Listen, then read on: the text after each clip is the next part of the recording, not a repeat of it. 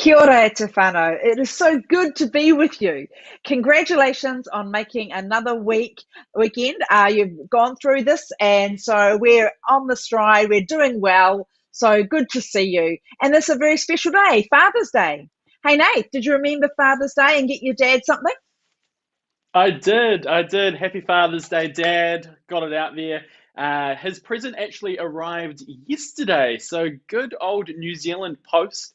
Pretty efficient. So, yep, it was looking like it was going to arrive on Monday, but it got there a day early. So I'm happy about that. Oh, well done. Now, I hear there was a bit of a story about it between you and your brother who sent your dad packages, and they both arrived the same day. Yeah, we actually both ordered the exact same thing from the exact same place unknowingly. So somehow we just thought about the same thing and got him the coffee beans, his favorite ones, delivered. So yeah, great minds think alike. Well done. Well done. It's certainly good to be able to celebrate our dads, our biological dads. Some of you may be like me and you don't have your dad around anymore. However, we have people around us too who are like spiritual dads. And so that's part of being a community like we are at Grey City, that we have other people in our lives. We call that the wider circle. So it's great to be able to celebrate people who are significant to us in our wider circle, but particularly today, our dads, and we honour you today. Yeah, so I wonder what sort of things you've been up to during the week. Nath, we've had this competition going on with our Apple Watches and things like this. How did your exercise go this week? Yeah, if I'm honest, Marg, it hasn't been going too great. I've been for a few walks, But I think being stuck at home, I keep forgetting to put my watch on. So I need to get better at that. I have been getting a lot of exercise with my fingers scrolling through social media and typing on the laptop. So that's where my exercise has been going. But I know that you've intentionally lined up this conversation because you met a certain goal this week. So tell us about that. Well, not that I'm bragging or competitive, but yes, I am. I actually got the award on my Apple Watch yesterday for 1,500 times closing my exercise ring. And no, it wasn't a 5 minute goal. It's a 30-minute a day goal. And so it's just been exciting to see that's I got that goal. Yay. Oh dear. The things you can still do in lockdown, eh?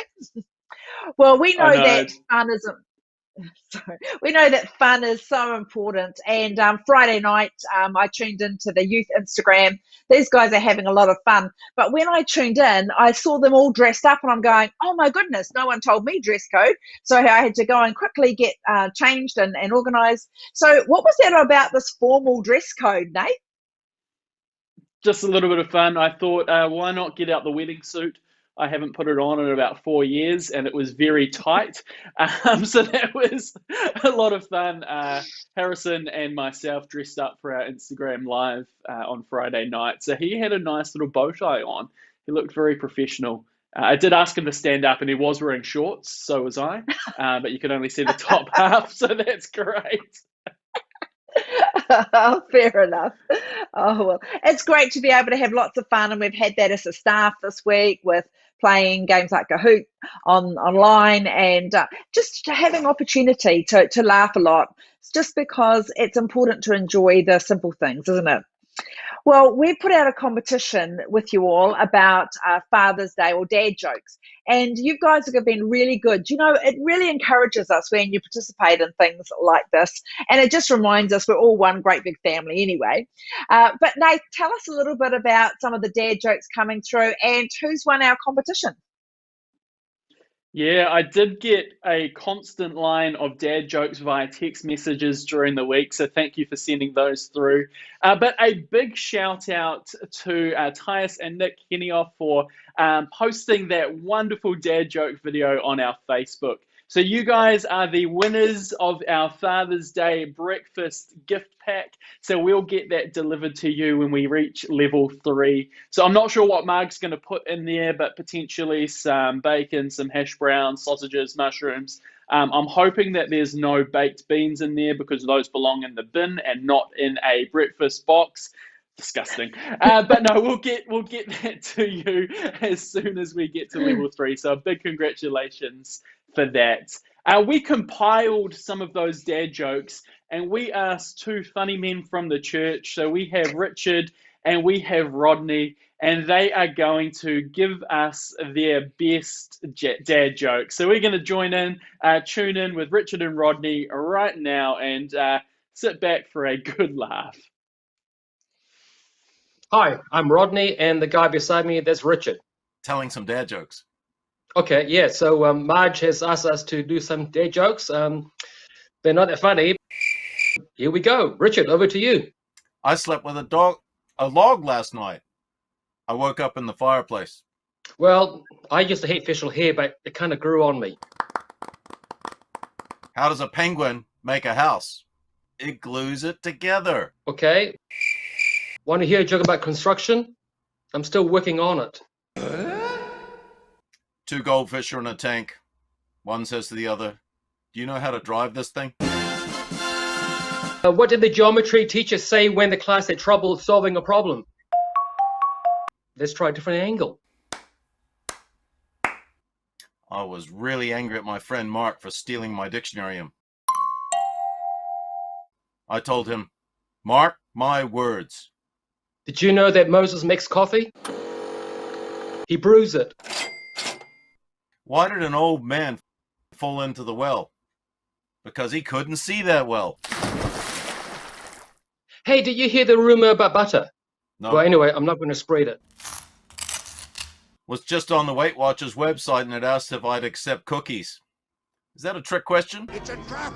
Well, did you know that 2 little boys were at a wedding? One of them leans over and asks, how many wives can a man have?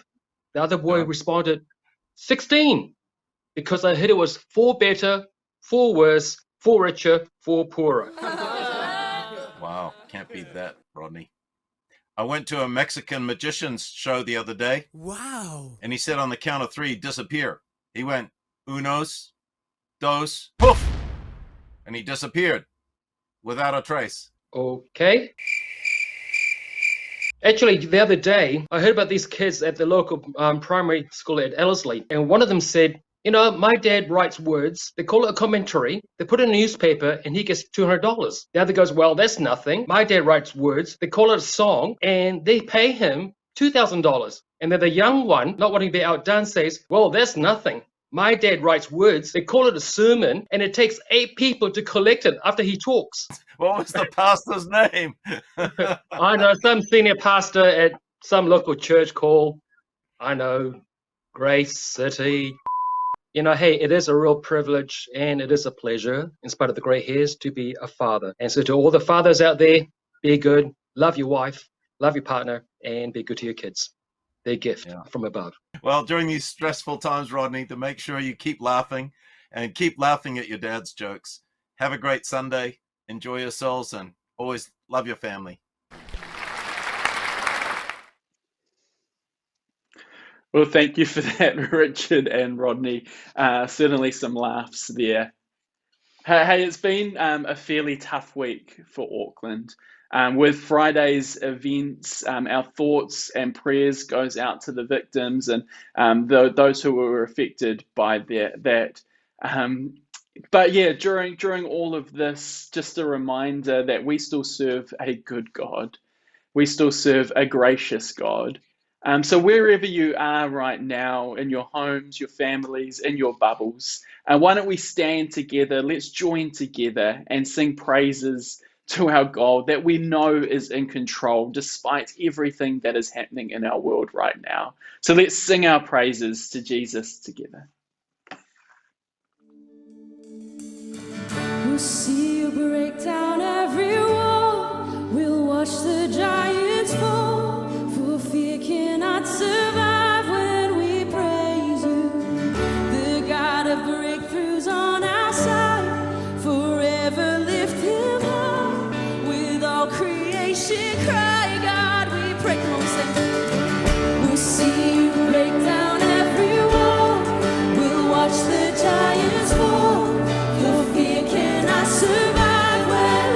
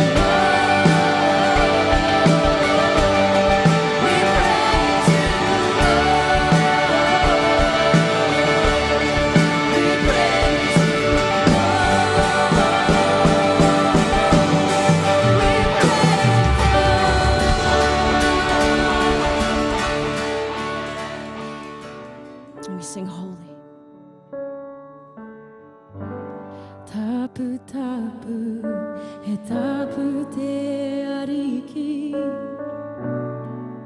Te atua o te mana me te kaha. Ki tonu te rangi me te whenua. I tō kororia o hana i runga rawa. Tapu tapu, tapu te ariki. Te atua o te mana me te kaha. Ki tōnu te rangi me te whenua.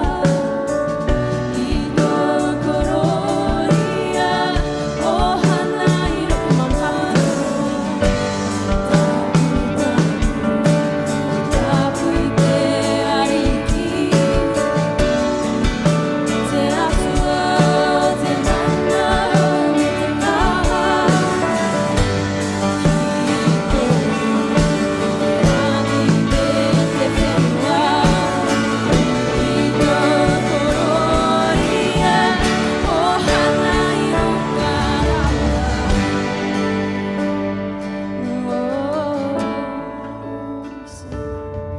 We sing it to him.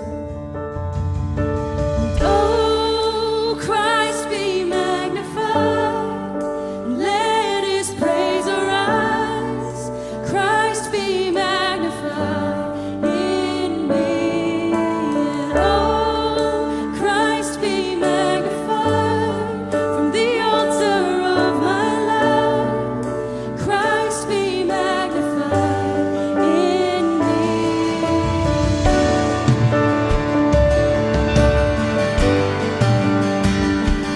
Every creature finds its inmost melody, and every human heart that's made for God.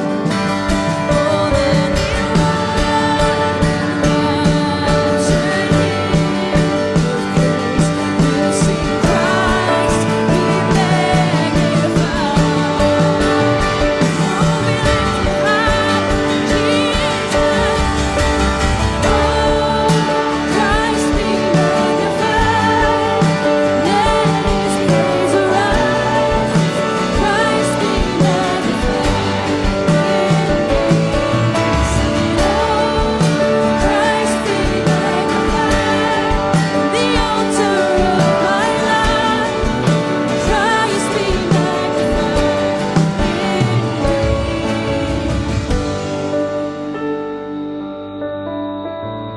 So we want Jesus. Be magnified in me. It's my prayer, it's my heart.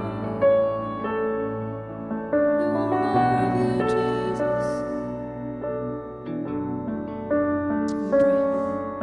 I won't bow to idols. I'll stand strong and worship you. And if it puts me in the fire, I'll rejoice 'cause you're there too.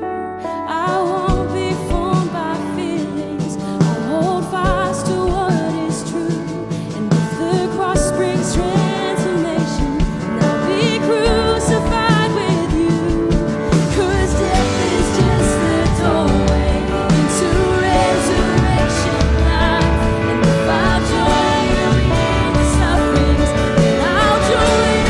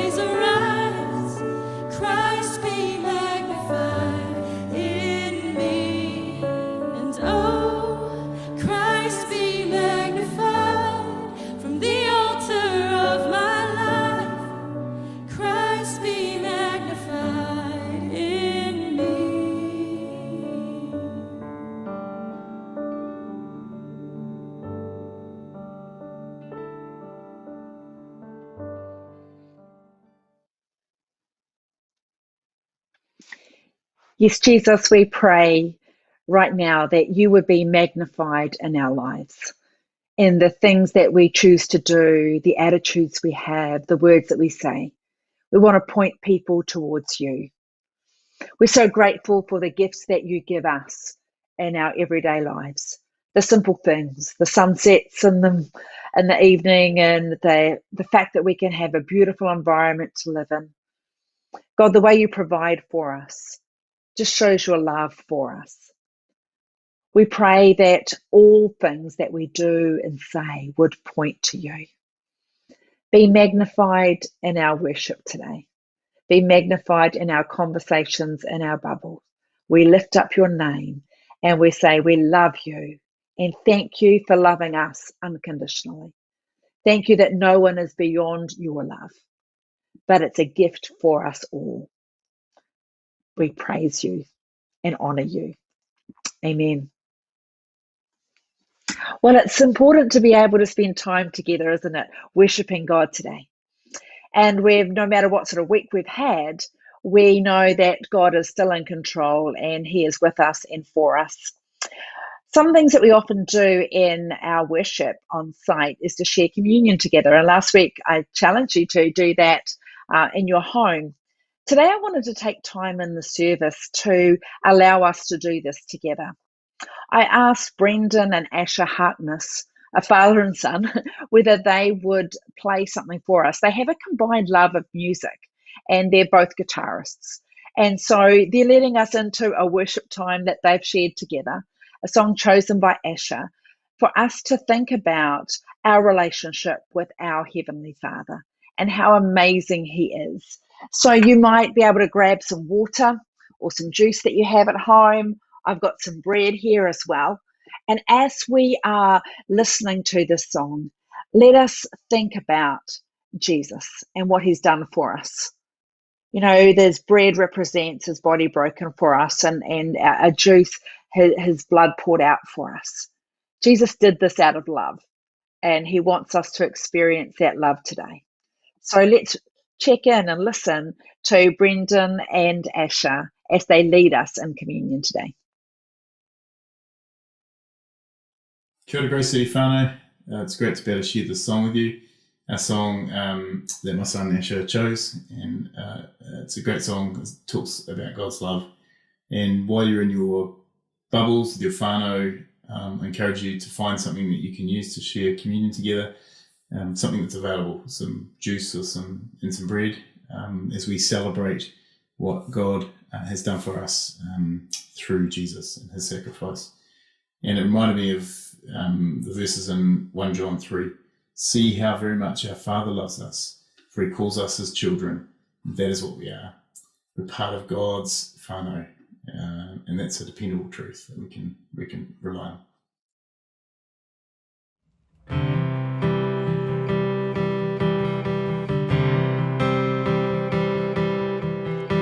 Love laid its breath against my chest. My skin was thick, but you breathed down all my walls. Love, like the fire that steals the cold. The ice wore thin as you light tore through my door. You have my heart.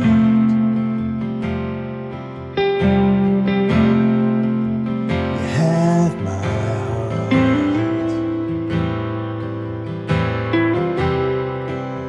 You have my heart.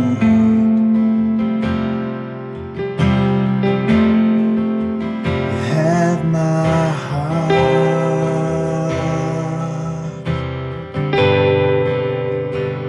Oh, hallelujah.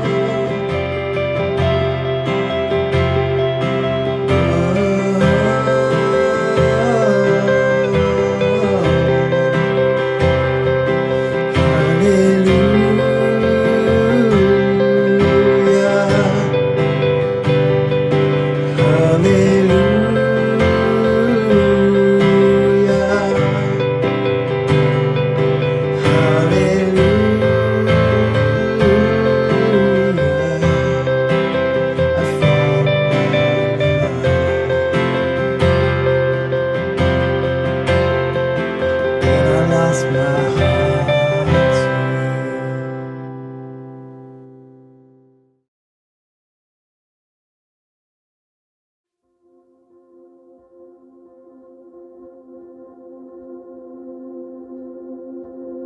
No one really talks about it, but so much of our existence is marked by weariness and futility. While we are surrounded by such beauty, there is so much frustration.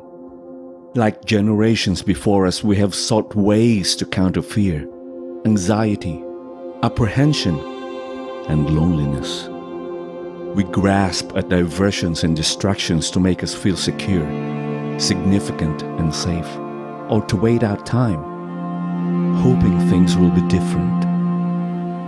If our worldwide pandemic has taught us anything, it's that the things we counted on and took for granted may fracture or fall apart, changed forever.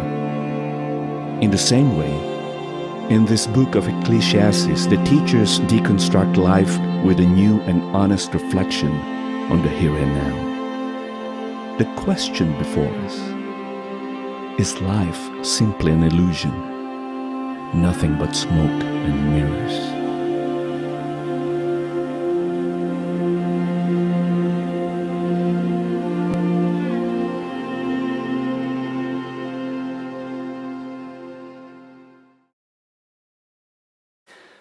When I was younger, a common activity that I used to pass away the hours was making a house of cards. You know, you can sit there for hours just making or trying to put things together and assemble these houses of cards. Maybe this would be a good activity for many of us in lockdown right now as we try to assemble different things and see what happens, right?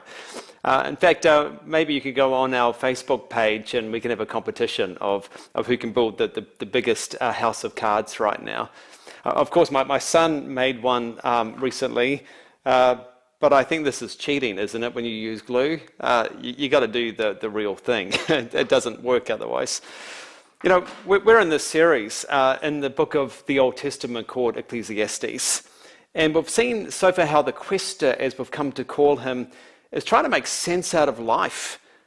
I think it's what many of us are trying to do right now. And I think if the quester was writing the book now, he might well use a house of cards to describe much of what he sees in life. So far, his assessment is that all of life has this chaval. It's this Hebrew word to describe how fragile, how transient, how temporary life is. Of course, the image he uses is mist or smoke. You know, you see something arising and the smoke dissipates through the fingers. It's elusive. And we try to grab hold of it. We try to grab this meaning. We try to find substance in life, and it just seems to dissipate within our fingers. So last week he turned his attention to wisdom, and we saw the limitations of wisdom. Today, in chapter 2, we turn our attention to the pursuit of happiness. Listen to what he says. I said to myself, come on, let's try pleasure. Let's look at the good things in life. You know, one of my favorite books is this one right here, The Question of God. The author, Armand Nikolai, is the psychiatrist who teaches at Harvard Medical School, so a pretty bright guy. And his course became so popular, it was put into this book. At the beginning of the book, he talks about how he asks these Harvard students if people around them are happy, and invariably they all say, well, no, they're not happy.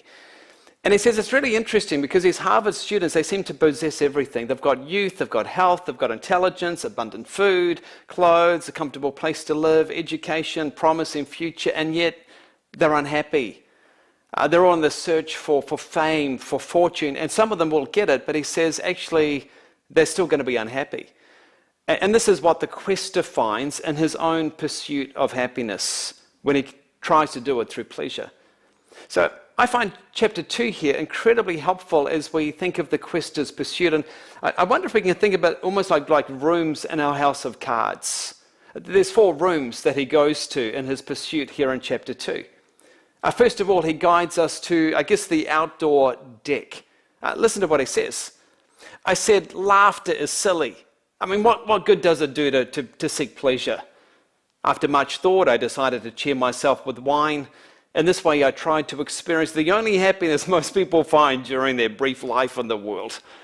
I picture the Quester out there on this outdoor deck, having this grand party with his friends, and they're having a grand old time. There's laughter, there's some pranks, there's jokes, there's tears streaming down their cheeks and laughter. And of course, he has access to a grand cellar as well. He's a wine connoisseur, speaks that sophisticated language that wine connoisseurs all speak. And then he adds to that, I hired wonderful singers, both men and women. This is like Spotify, except that this is actually the choir or band right there whenever he needs it, right there in his outdoor deck. From the deck, you kind of move down the marble steps and you come to the next part, the garden, and this is the best garden east of Eden. He says, I undertook great projects, these beautiful architectural feats.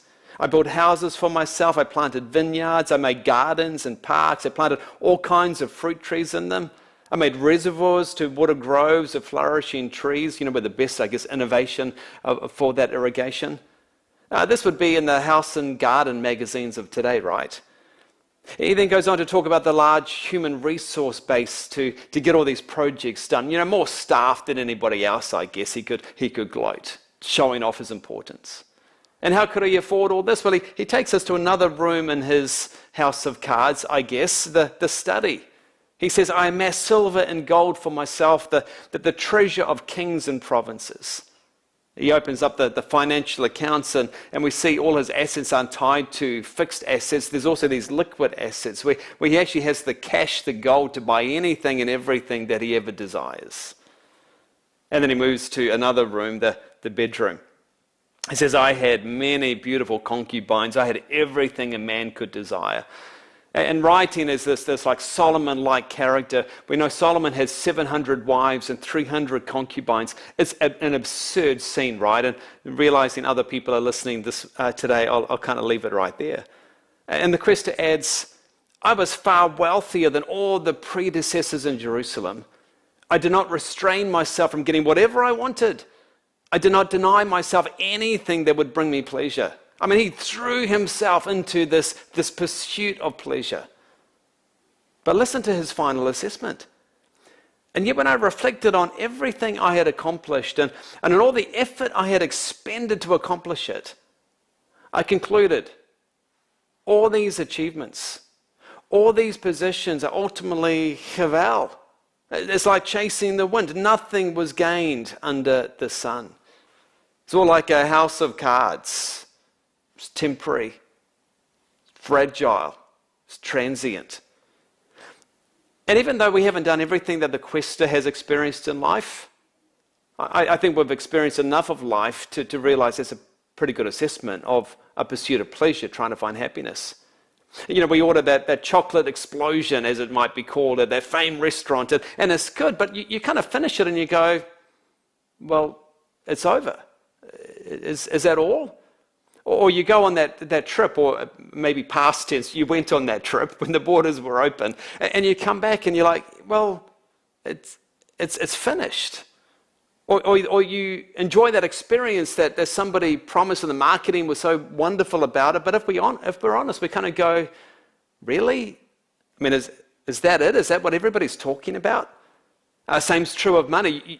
We can have millions of dollars, and we can say millions of dollars won't buy happiness, and well, I haven't actually experienced that because I don't have millions of dollars, but we hear of people that have. Listen to this, actor Jim Carrey.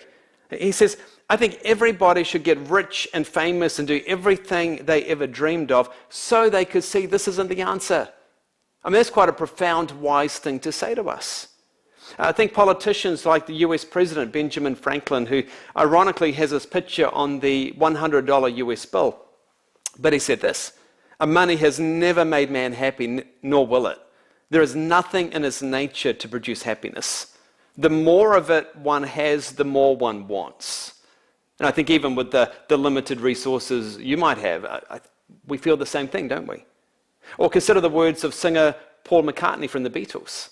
He's saying, I don't care too much for money. Money can't buy me love. Some of you might be humming it away right now. And when interviewed about these words, Paul McCartney explained, material possessions, they're all very well, but they won't buy me what I really want. You see, it's like the quester is saying to you and me, what thing in our lives are we looking to in order to gain happiness? And then it's like he looks us right in the eye and says, will that thing satisfy? You can throw yourself into it and, go for it, live your life, but Monday always comes. Yeah, you might enjoy that party on the weekend. You might throw yourself into work, but is it really worth all that anxiety and the stress? And again, realizing Monday comes and the party all seems to be over. And he concludes to repeat it again. All these achievements, all these possessions are ultimately chevel.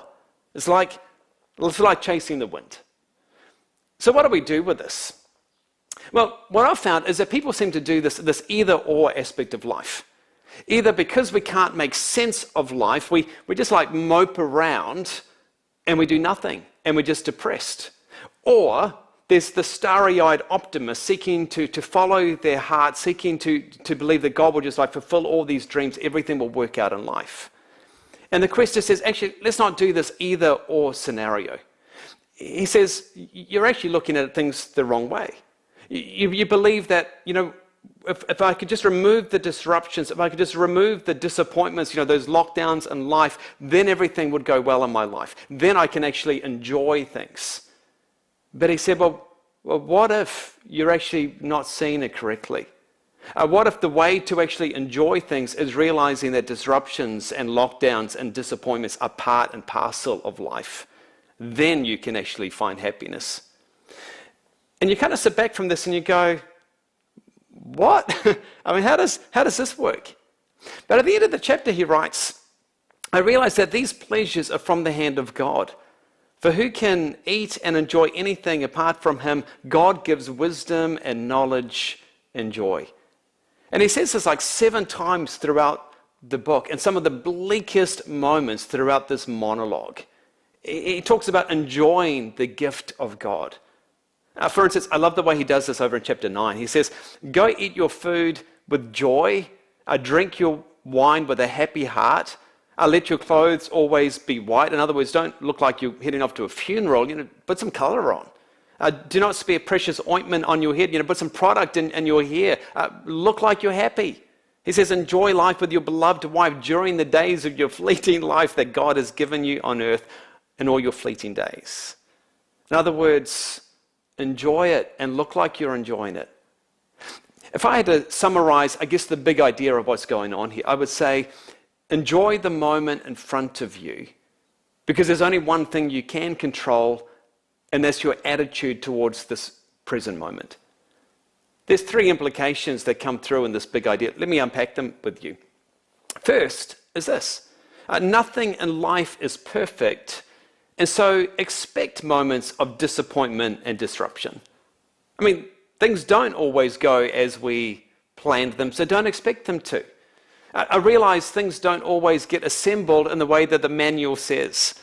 And I'm not just talking about the kit set furniture you might have. I'm talking about the unwritten manuals, the unwritten expectations we bring to relationships or to our workplace or just to our health, to society in general. And it's like when life doesn't work according to that unwritten manual or according to those unwritten expectations, we face actually the disruptions and the chevel, the disappointments, the lockdowns. Well, then it can kind of just like sideswipe us in life. And the quester says, actually, the first step to enjoying life is to realize that disappointments and disruptions are part and parcel of life in this broken world. You see, friends, this is the message of the gospel. It says this world is beautiful, but it's also broken. And it began right back in the Garden of Eden when Adam and Eve, they turned their back on God, and sin and selfishness and pride entered into life on this planet. And so now we shouldn't expect this to be heaven on earth. We live in a world compromised by all of these wrong things. And so when we think for a moment that we can find the ultimate shalom, the ultimate heaven right here in these 70 or 90 or whatever so many years of our life, we're going to be disappointed. And yes, there will be moments of beauty and wonder, but realize there's also going to be moments of disruption, unavoidable adversity. And so lower your expectations of what to expect. You know, to help me do this, over the last couple of weeks, I've been putting together a list of things I can control and the list of things I can't control. I'd encourage you to do the same thing this week. And what I'm finding is that that list of the things I can't control is pretty big. I can't control the weather. I can't control the length of my life. I can't control the length of this lockdown. I can't control what somebody thinks of me. I can't control how much food is or isn't in the supermarket. I can't control what mood my kids are in. It's all outside of my control. And what I'm learning is when I release these control areas of the things I can't largely control, and I concentrate on the one thing I can control, which is my attitude in this present moment, I'm actually able to enjoy the moment that's right in front of me. See, if you don't grasp this in your relationship, you might think that the person you've just met is going to be the best friend or the best spouse for you, and then it's going to be sheer heaven.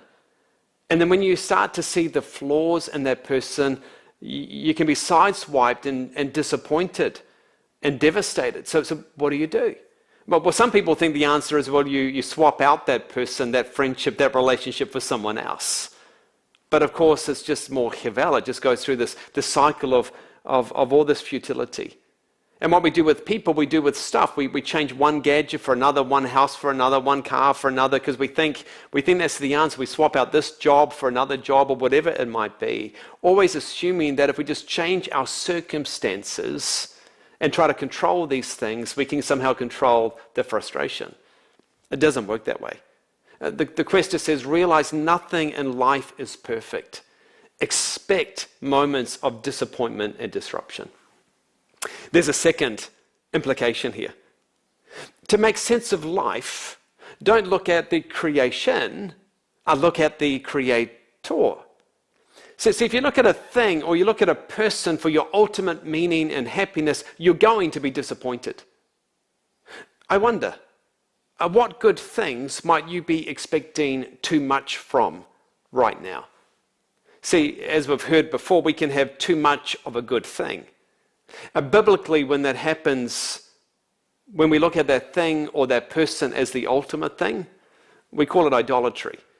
That's what happens when we expect too much from some relationship or some activity or some job or whatever it might be beyond what it should be. And we look to that person or thing for our identity and meaning. And the problem is they can never live up to the hype and the expectations we place on them.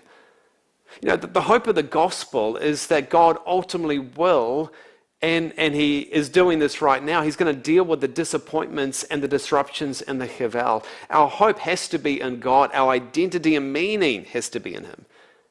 Because it's only with God at the center of our life can life actually have any meaning or make any sense. You know, I mentioned that this book earlier called The Question of God, where this Harvard professor really stages a debate between the famous founder of psychoanalysis, Sigmund Freud, and the famous author and Cambridge professor C.S. Lewis. And of course, Freud was an atheist and C.S. Lewis was a Christian. And so it's a really interesting debate as they look at the pursuit of happiness. And it's really different. Freud, for instance, believed that happiness is rooted in pleasure. And he believed that people are not happy because they're not free to pursue outwardly what they desire inwardly. It's actually very similar to what the Quester does here in chapter 2 of Ecclesiastes. And so how did this play out in Freud's real life? Well, in a letter that he wrote to his fiancée, he admitted that over like a 14-month period, he had experienced only 3 or 4 days at most of happiness. He found that the only thing that consistently lifted his spirits was actually taking cocaine. He felt that he was just overwhelmed with these feelings of hopelessness and helplessness, this pessimistic view of the future. And the author contrasts Freud's life, that was C.S. Lewis. And Lewis could understand, and he had experienced much of what Freud had experienced early on in his life, but that changed at 31 years of age when C.S. Lewis came to faith. He became a follower of Jesus. And his somber perspective of life was utterly transformed into this surprising joy. He even wrote a book about it, Surprised by Joy. Lewis asserts that the primary purpose of our lives, the very reason for our existence on this planet, is to establish a relationship with the very one who created us and placed us on this planet. And until that relationship is established, all of our attempts to find meaning and happiness, whether it's through a quest for recognition or money or power or the perfect relationship, the ideal friendship, they're all going to fall short. They're never going to live up to our expectations. There'll just be this like restlessness in us until we find God is at the very center of our existence. So I want to ask you today, do you know Jesus?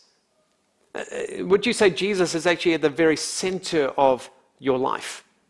Perhaps you've never really chatted to him, or perhaps you would say, well, I'm in a relationship with him, but I wouldn't say he's quite at the center of where I find meaning and identity in life.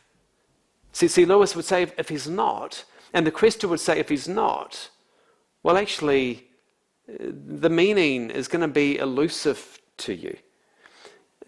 In a few minutes, I'd like to pray for you to help you find that if that's not where you're at right now, because we think that's a vital aspect to finding joy even amidst the disruptions. Because to make sense out of life, we need to look not to the creation, but to the Creator. There's one final implication. Enjoy the simple things as a gift from God. The question doesn't say, eat, drink, and be merry, for tomorrow you die. Instead, it's eat, drink, and be merry because, well, God has provided these things, and ultimately, he's going to deal with all the chaval and frustration, the sighing. And so enjoy the simple things as a beautiful gift from God.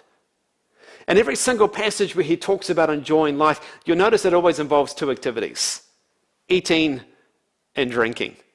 You know, it's this idea of dining. We looked at it earlier in some of our message series earlier this year.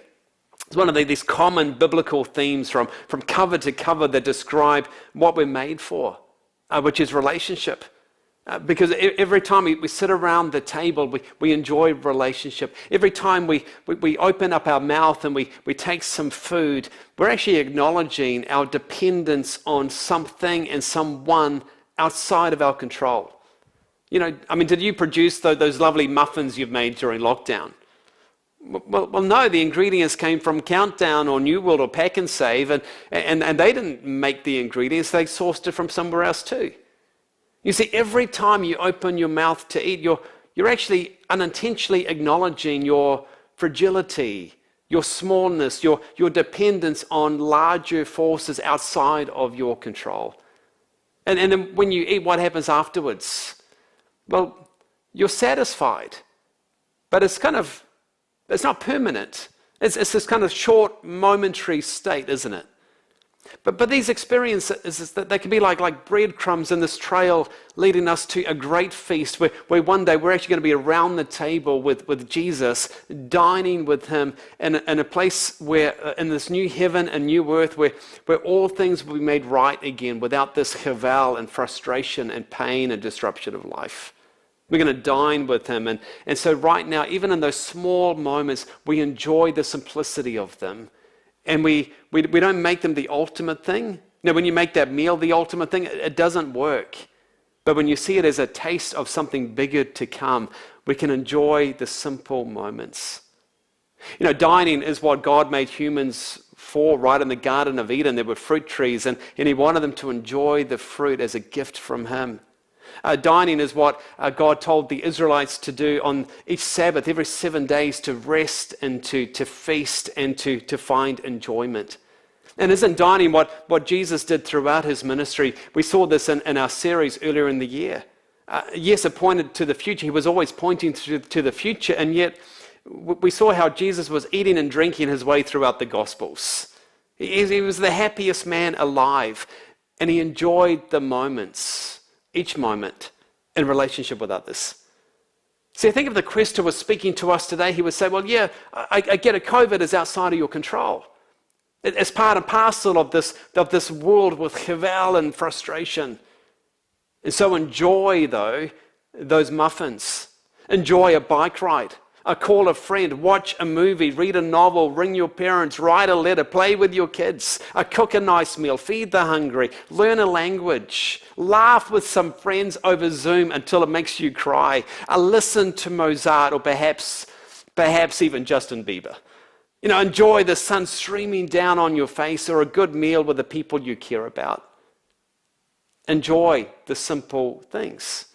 You see, when my starting point is to stop controlling the things I largely can't control, I'm actually happy and free to enjoy the simple things in front of me as a gift from God. Now, my guess is that you have been waiting for this house of cards to fall, maybe wondering if I would make it fall at some point. You see, if I actually expect the house of cards to stand forever, I'm going to be disappointed when one day it actually does fall. But when I actually realize this house of cards is not permanent, it's not the ultimate thing, I can actually even find joy even when something doesn't work out the way I might think it should. This is the way life should work. The Quester would say to us, enjoy the moment. Enjoy the moment right in front of you, because there's only one thing you can control, and that's your attitude towards the present moment. Let's pray together. Father, thank you that you're dealing with all the chevelle and the futility of this world and renewing people and places everywhere. Help us to release control of the things we can't control anyway, so that we can be fully present to enjoy the simple aspects of life as a gift from you. And as a creator, we pray that you would be at the very center of our lives. I pray right now for people who want that to be their experience, but they're not there yet. And friend, if that's you, maybe you've never made any step to follow Jesus, or maybe you're a Christian, but other things are taking that center stage. If so, would you just take a moment to pray with me? Jesus, today I want to follow you. Help me to do so. There's so much misplaced focus in my life. The pursuit continues to be futile and empty. So I turn my focus to you and I ask you to take lead in my life. Jesus, thank you that you gave your life so that I can find true life. So Father, on this Father's Day, we come to you and we thank you that you adopt even people like us into your family. You really are a good, good Father. In Jesus' name, amen. I've heard 1,000 stories of what they think you're like, but I've heard the tender whisper of love in the dead of night, and you tell me that you're pleased and that I'm never alone. You're a good, good Father. It's who you are. It's who you are. It's who you are. And I'm loved by you. It's who I am. It's who I am. It's who I am. I've seen many searching for answers far and wide, but I know we're all searching for answers. Will you provide, 'cause you know just what we need before we say a word. You're a good, good Father. It's who you are. It's who you are. It's who you are.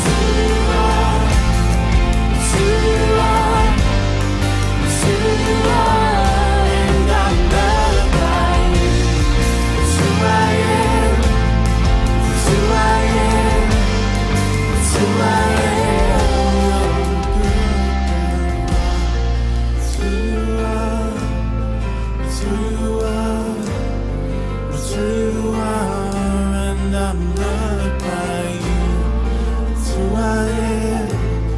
It's who I am. It's who I am. You're a good, good Father. So mighty, so holy, so gentle, And I'm loved by you. It's who I am. It's who I am. It's who I am.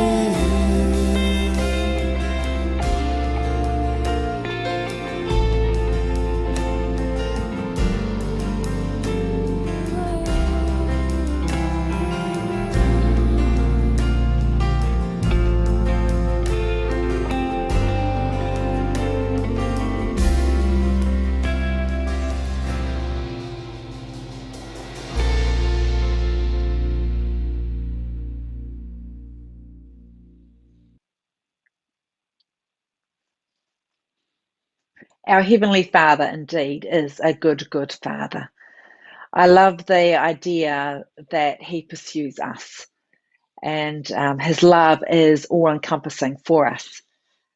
I wonder today whether you've just felt that longing to be a little bit closer to God, that you would want to feel that love that we've been singing about. Maybe you, for the very first time, put your hand up and said, I want to follow Jesus. The fact of following Jesus is step by step, and for us to keep pushing into that space, keep moving towards closer to Him. God always welcomes us. He says, come, experience more of my love. Jesus' example for us is outstanding. And we know that we fall short of it so often. But that doesn't stop Him from loving us and pursuing us and our choices. What will we do with that? So I wonder what the Holy Spirit's been saying to you today. And what is your next step? See, I love the fact that none of us have arrived there yet. We don't know it all. It's a journey. It's a process. It's a relationship. And like all good relationships, we keep growing and developing. So I wonder what God is asking of you this week. Is it spend more time in His Word? Does it mean praying more? Does it mean sharing more with others? It'll be individual for you. But just know that whatever your next step is, if you need others around you to pray for you or talk to you about that, we're here for you, because that's what it means to be whānau. We all want to be part of this journey and know that God, our good, good Father, loves us each individually and passionately, even more than what we'd ever known. Just a reminder too that if during this time you need help, whether it be picking up groceries or a prescription or anything at all, a reminder to head along to our our website. There's a link there where you can request help. If you're in a position to give help, whether that is picking up someone's groceries, there's an option there to let us know about that also. So let's come around each other, let's come beside each other during this time. If you're not already a part of our Facebook community group, I encourage you to join that, join the community there with everything that's happening. We love seeing photos of you and your family sharing church online together.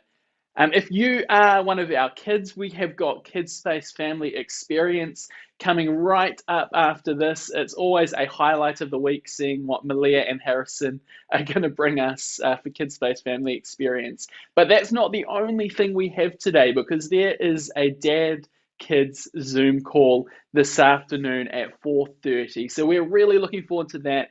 And there's a bunch of games and activities. Things might get a little bit crazy. So that's happening at 4:30. We can post a link in the comments, or else it'll be on Facebook. Or if you can't find that, send Marg an email and she'll let you know more about that. But so excited to see kids and dads or significant father figures later on at 4:30 this afternoon.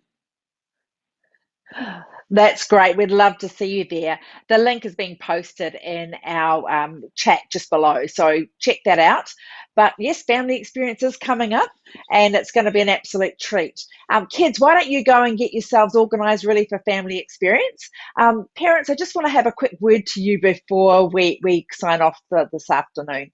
You may have heard about the conversion therapy bill that's before Parliament right now, and we just want to assure you at Grace City, we are not supportive of destructive, damaging practices as far as that relates to conversion therapy. However, we are concerned about the input that families can have, for parents, spiritual mentors, people around young people or anyone facing these issues. And so we feel it's important to get some clarification on that. So some of us are asking for some clarification to come by putting a submission into Parliament. We'll never tell you what to do or how to vote or what to say, but I'd encourage you to think about your position on this and to maybe send in a submission if you would like to, about saying, wait, maybe we could be a little bit more, or have clarity around what is it that we can say as parents and spiritual leaders and significant others. We want to make sure that we give people the support that they need and have that respectful conversation. So give that some thought and take action as you will. Well, Grace City, we thank you for joining us today. We know that it's great to be together and to remind ourselves that we are not alone, that God is with us and He is for us. So whatever your week looks like ahead, make sure that we enjoy those simple things like we heard about today and see that God is there for us, not just to admire His creation, but admire Him, the Creator. Have an amazing week and we'll talk to you soon. Ka kite anō.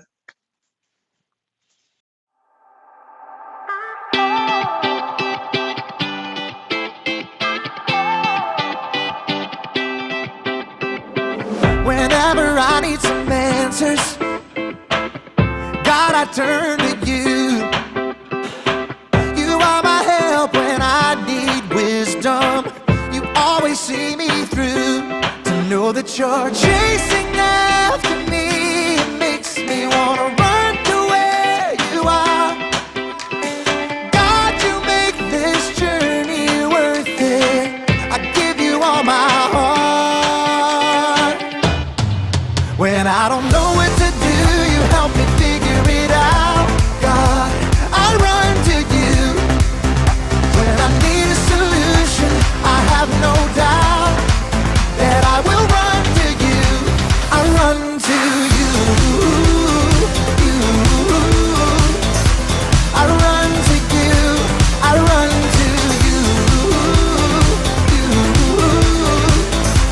I run to you. Wherever there is freedom, I know that's where you'll be. You make me want to do what's right and be the best version of me. To know that you're chasing after me, it makes me want to run to where you are. God, you make this journey worth it. I give you all my heart. When I don't know what to do, you help me figure it out. God, I run to you. When I need a solution, I have no doubt that I will run to you. I run to you. I run to you. I run to you. I run to you. I don't wanna stop, I don't wanna stop living for you, for you. I don't wanna stop, I don't wanna stop running to you, God. I don't wanna stop, I don't wanna stop living for you, for you. I don't wanna stop, I don't wanna stop running to you, God. You're all I need, my source for everything. When I don't know what to do, you help me figure it out. I run to you. When I need a solution, I have no doubt that I will run to you. When I don't know what to do, you help me figure it out. God, I run to you. When I need a solution, I have no doubt that I will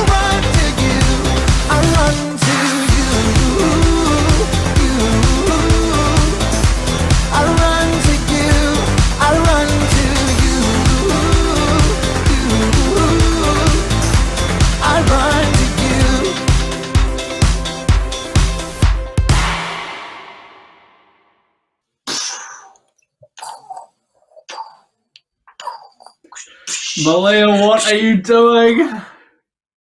Oh, hi Harrison. I'm just playing in my rocket ship. Hold on, ready for blast off. Actually, speaking of blast off, are you ready to launch? I am ready to launch. This morning we are blasting off into what we think is one of the coolest things we have done yet. We're going to be exploring the unknown and discovering new things. It's almost as if we're on a mission.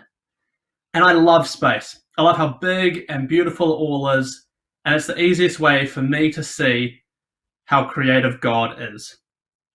Is there anyone else out there who would love to go to space? If so, where would you go? Why don't you let us know in the comments below? Malia, what have we actually learned in this month though? So this month we are starting our new series. It's so exciting. We're going to be learning all about initiative. Now initiative is seeing what needs to be done and doing it. And all month we're going to be looking at a man who showed a lot of initiative. He took on a very important job and his name is Nehemiah. And today we are going to be learning about how he made plans. Speaking of making plans, Malia, I believe you have a game for us. I do. So what I want you guys to do while I'm explaining the game is I want you to grab a pen and a piece of paper. And now kids, we do this a lot in Kids Space, so I want you to take charge of this one. But what you're going to do is you're going to have 1 minute together as a family to plan how to build the coolest rocket ship. And not just any rocket ship, but a ready-to-launch rocket ship. So we want you to sit together and plan how you think you guys would build this. Now you could use anything to build it. Anything around the house. You could use Legos, you could use cardboard boxes, you could even bake a rocket cake. How cool would that be? So we want you guys in a minute to have 60 seconds to plan this rocket. Are you ready? Have you got your paper? Awesome. 60 seconds, go.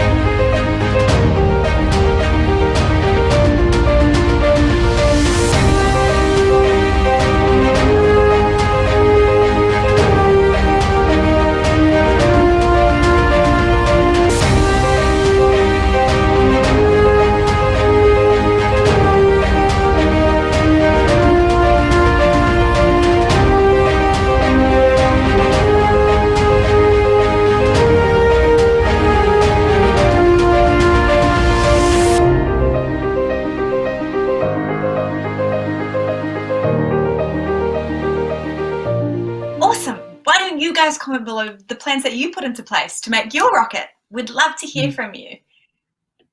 Now we were thinking, why not together after family experience, or maybe even during the week, you guys build your rocket. How cool would that be? We'd love to see the plans that you've made to build your rocket and would love to see it come to life. That would be so, so cool. And speaking of really fun games, at 4:30 today, we have our Father's Day Zoom. So it's going to be an awesome time online where we can play games and get together. It doesn't have to be dads, it can be any significant person, but come along with the kids. You guys come along and we're going to play some games and have a great time. So, who is the shortest man in the Bible? I don't know. No. Nehemiah! Get it? Like he was only knee-high. Nehemiah. Get it? That is so bad, Malia. That is terrible. Imagine if we didn't show initiative. Imagine if we just left all our toys on the floor or just left the dishes where they were because we didn't feel like doing them. But let's find out what Nehemiah did and why it was just so different. Over to you, Nehemiah. The Bible. It's 66 books of history, stories, letters, and poetry that fit together to form God's one big story. The epic adventure of how He created us and loves us so much that He made a way to rescue us. As we travel through the Bible, from Genesis to Revelation, we discover people who met God and found their lives changed forever. Now, for an amazing story, inspired by the book of Nehemiah, chapters 1 and 2. Over and over, the Israelites promised to be faithful to God. But over and over again, they turned away from him. At last, God allowed enemy armies to take his people captive and carry them off to Babylon, nearly 1,000 miles away. After 70 years, God allowed some of his people to return to Jerusalem and rebuild the temple. But back in Babylon, now part of Persia, the rest of the Jews had made lives for themselves. In fact, a Jew named Nehemiah had become quite important. Greetings. I am cupbearer to the king. A cupbearer was like a bodyguard who checked to make sure that no one poisoned the king's food or drink. Nehemiah was likely a trusted advisor. Your Majesty, may I suggest the date pudding? But though it was nearly 150 years since the Israelites had left Jerusalem, Nehemiah's heart was still in his homeland. When his brother Hanani returned from his trip to Judah, Nehemiah had a chance for some news. Brother, how are the people left in Jerusalem? Some are still alive, but they're having a hard time. Oh no. The wall of Jerusalem is broken down. The gates have been burned with fire. People are ashamed. That's terrible. A city without walls could never prosper. The people would always live in fear of being attacked. I'm sorry to bring such bad news. No, I'm glad you told me. Dismayed, Nehemiah sat down and wept.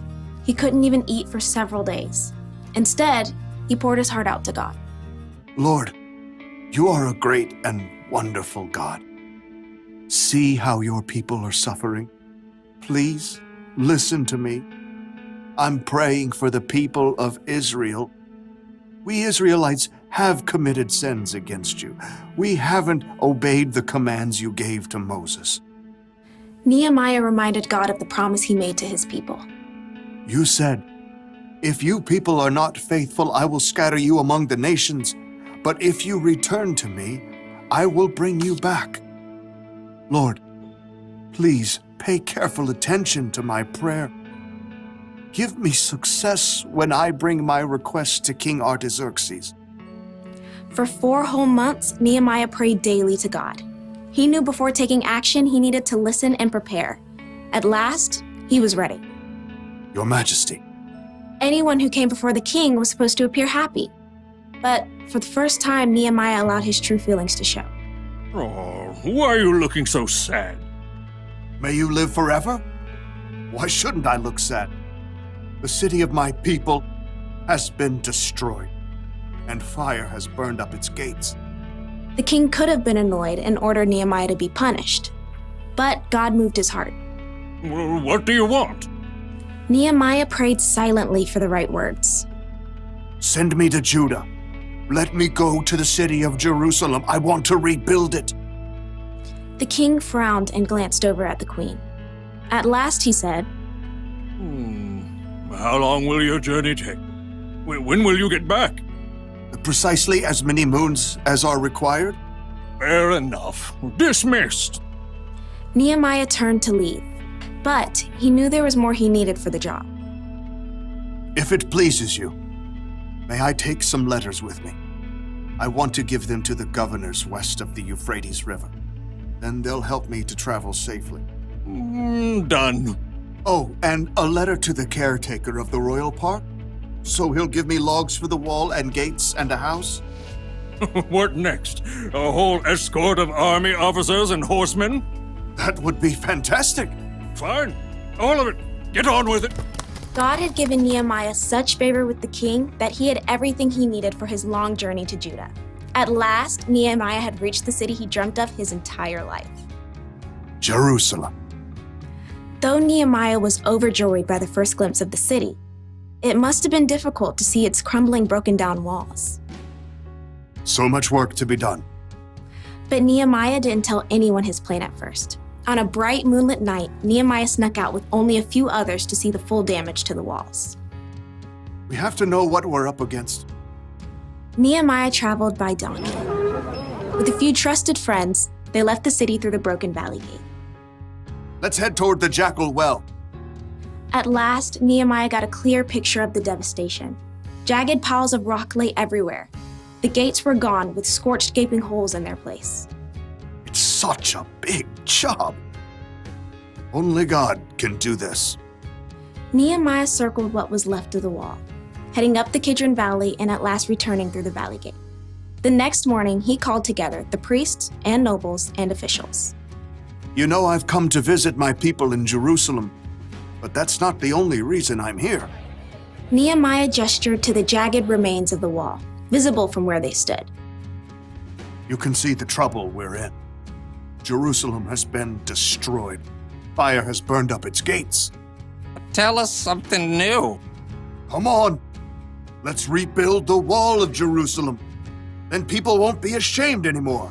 Well, I mean, that's something to consider if you think about it. Our grandparents tried that years ago. But God has been helping me. He gave me favor with the king. He'll help us complete the work. So who's in? Well, me. I'm in. Me too. Let's start rebuilding. God moved the hearts of the people to help Nehemiah, and together they began the gigantic job of repairing the walls and gates of Jerusalem.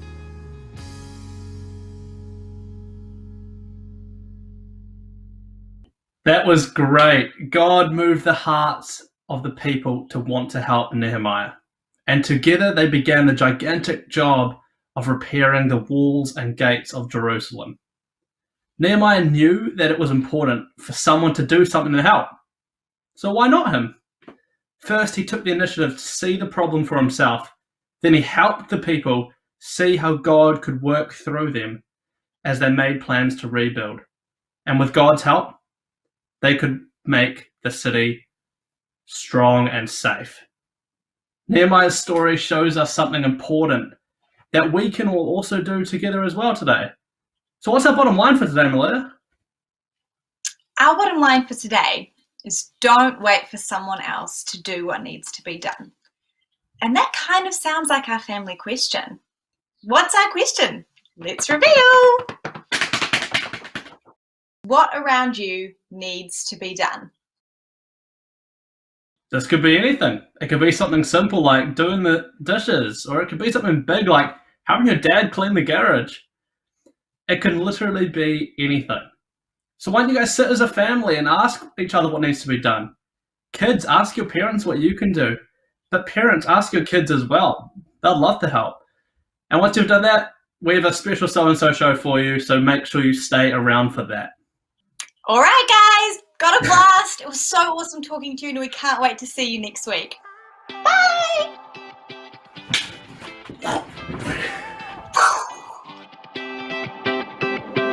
Whenever I need some answers, God, I turn to you.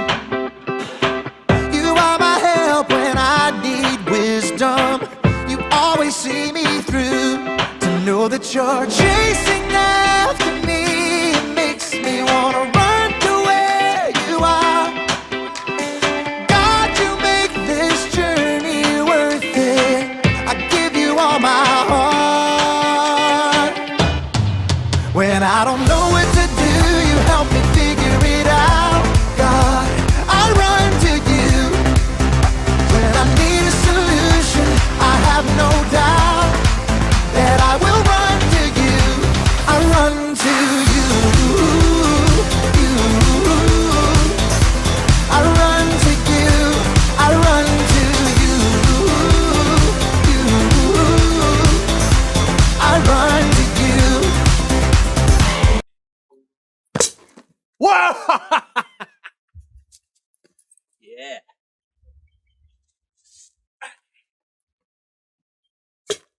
Oh, Nelly! Hey, what you doing? I'm launching foot missiles. Oh, cool. Let me see. Watch this. All right. Oh! It barely Hey, launched. can I try? Yes, you can actually. Here, let me set this up for you. Thanks. All right. Okay. Right. We're clear to launch. Okay. 3, 2, 1.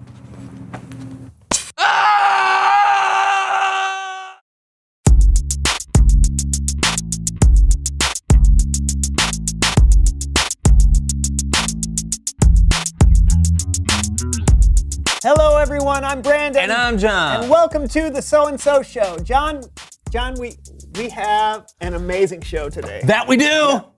Yeah, that's what you do. But you should probably get rid of this big bag of trash before we get the show started. Yeah, well, I didn't put it there. Yeah, I know, but it's kind of blocking the shot. Yeah, So. not my job. Why don't you throw it away? I didn't put it there either. Yeah, but it's closer to your side. Okay, no, it's not. Yes, it is. No, look, this is your basement. Yeah, but there's a trash can right beside you. So what? We're gonna do the show with this giant bag of trash on the desk? I don't know, Brandon, are we? So, I am so excited about today's show. We have a huge guest. So big. Someone that, quite frankly, I can't even believe she agreed to come on the show. But she is here. Today. In this very room. Should we tell them who it is? I don't think an introduction is necessary. I agree. Please welcome someone who knows stuff. Woo-hoo-hoo! Oh, wow! Come on in and have a seat. Yeah, come on in. Have a seat. Have a seat. Woo! Wow. We are so happy to have you here on the show today. I am so happy to be here. Look, I'm sure our viewers know who you are, but just in case, tell us who you are and what you know. People call me Miss Magnificent, the one-woman circus. Yes. Tell us about some of your amazing acts. Well, why don't I just show you? Oh, that would be awesome. I'll just put this right here. Wow. Okay, here we go. Now, before we do anything, it's very important to stretch. Wow! Amazing. How are you doing that? I've never seen anyone do anything like that before. What? It's like your head is spinning all the way around. What are you, an owl? All right, that's better. Okay, now, for my very first act, I'm going to bring out Oh, man. my very, very good friend, Frank. Whoa! Is that a tarantula? Whoa! Oh, wait, careful, he's crawling up your arm. It's crawling on her neck. Oh, no, it's on your face. Oh, no. It's on your face. You have a tarantula on your face. Okay, back in there, little buddy. Okay, now that Frank is back home safe and sound, I think it's time that we have some fun with swords. Whoa! Oh, I think I'm going to need a little more room. How about over there? Yeah, sure. Come on. Right over here. Yeah, sure. Great spot. Oh, it's so awesome. Absolutely. Okay, so we're just gonna get this ready. I'm gonna put this up What is here. this? What is this? Yeah. What are you? Watch and see. Here we go. No! Oh! What? She's swallowing a sword. That's gonna hurt. Ah! I can't believe what I'm seeing. What? And we're through with that one. All right, now, John, take this lighter and light this for me. All right. Whoa. Okay. No! Yes. Oh, that's incredible! Amazing. No! Breathtaking! Oh, thank you for having me on your little show. No. Thank you so much. Our audience has never seen anything like that. It was my pleasure. Oh, let me get your hat. Oh, Let me yes, get your my hat and my bag. Sure, there's your hat. Let me get your bag here. Oh, that's perfect. That's Thank perfect. Thank you. Oh, that was so great. See you later. Oh, it was magnificent. I like it. I like your style. Wow. Yeah. How do we top that? It's Bible story time with Kellen.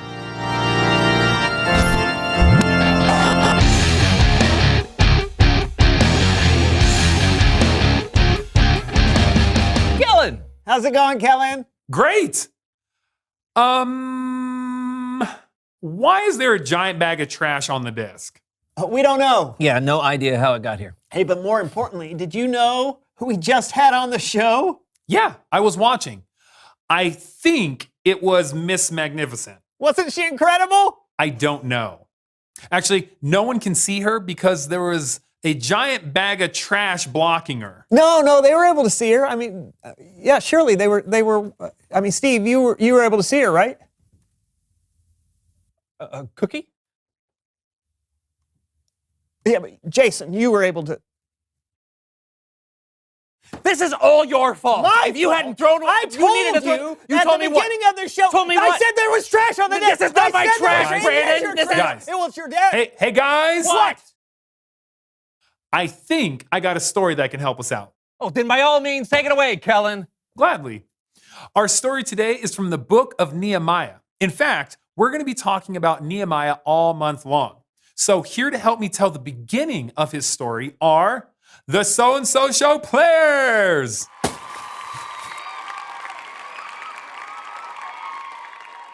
Nehemiah was the king's wine taster. Oh, King Artaxerxes, this is good. I can smell hints of fig. Oh, and that was cherry. Oh, burnt camel hair. Ah, that is wonderful. Yeah. Just smelling that. Can you taste it and check for poison? Yeah, of course. Yeah. That's my job. Wine All right. taster, not wine smoker. All right.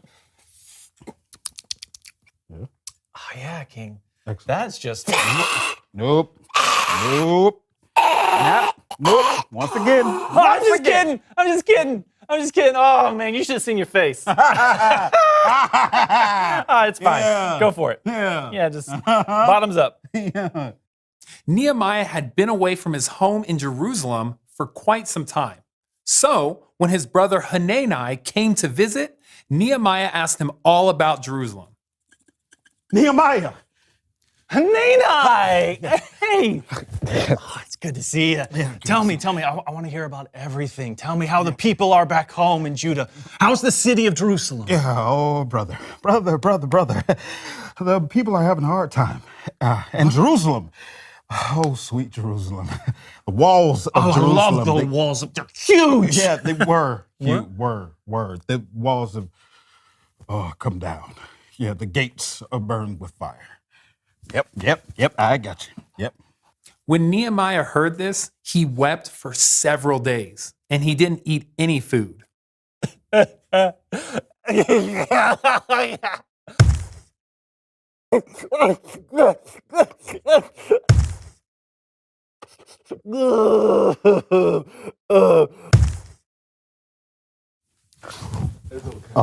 You're out of strawberry. Nope.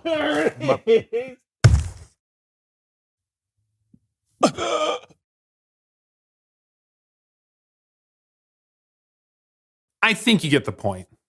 Nehemiah was sad, and he did something that's helpful to do when you're feeling sad.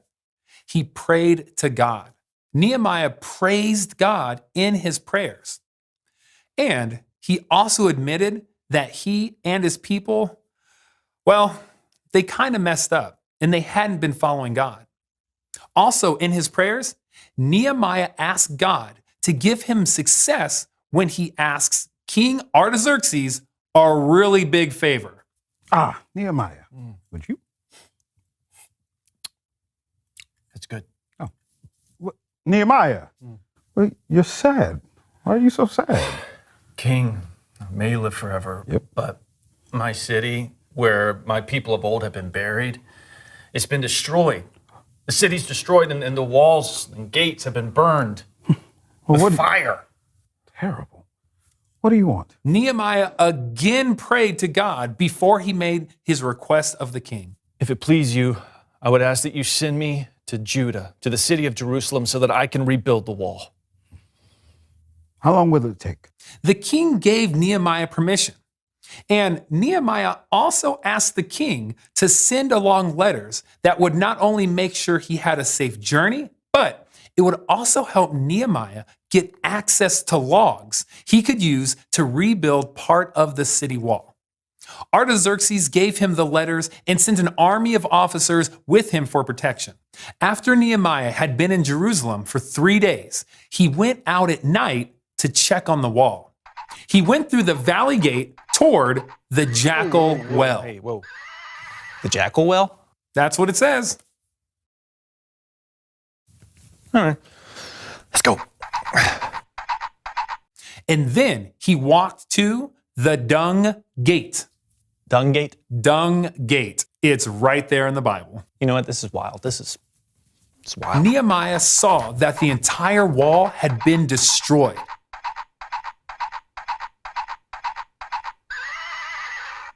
So he went back to speak with the priest and the officials of Jerusalem. Good. Are all the priests and the officials here? Yeah. Right here. All right, good. Good. Who did you Good. say this guy was? Let's listen. Hello. Sorry. Hello, friends. We all know what kind of trouble that we are in right now. Jerusalem has been destroyed, and our gates have been burned with fire. Never been. I know, it's terrible. It is terrible. But there's, yes, it is. But listen, please stop. Where are we going? Please stop. Thank you. We must try to, nay. We will rebuild the wall around Jerusalem. We will rebuild the wall. Never thought of that. Yes, we can do that. My friends, listen, God has been gracious to me. God has helped me, and King Artaxerxes has given us supplies that will help us rebuild the wall right now. Yes. Yeah. I mean, okay. Yes. Okay. All right. So who is ready to get to work and rebuild the wall? Yeah. Good. Excellent. Let's go. Let's go. To be continued. Thank you so much, So-and-So Show players. Take a bow. Wow, great story, Kellen. Right? Back then, city walls protected people from enemies and wild animals. They were very important. So, Nehemiah was heartbroken to find out that the walls of Jerusalem were broken down. Hear me out. Now, it wasn't Nehemiah's fault that the walls were broken down. It wasn't his job to fix them. But after he talked with God, Nehemiah knew he had to do something. And he just did it. Yep. With God's help, Nehemiah got to work. He didn't wait for someone else to do what needed to be done. Huh. Yeah. You guys got it from here? Yeah, I think we do. Yeah. Thanks, Kellen. Later, guys. See you next time.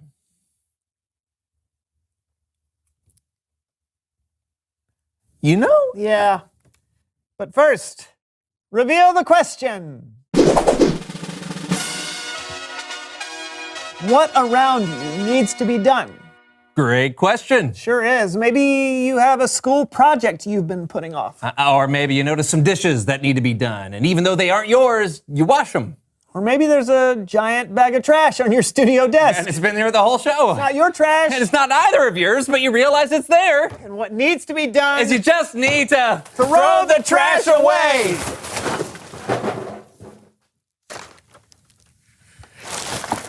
I see something else that needs to be done. Yeah. Trash can basketball? Absolutely. Hey, talk about it together. What around you needs to be done? And we'll see you next time on the So-and-So Show. You ready? Yeah, let's do this. All right. Hit it. All right, go. Oh, off the backboard. Oh, man. Maybe you can do an assist instead. Okay, here we go. Alley-oop. Oh! That's how you do it, chicken. I can't make a basket. I can't either. And I'm standing right next to it.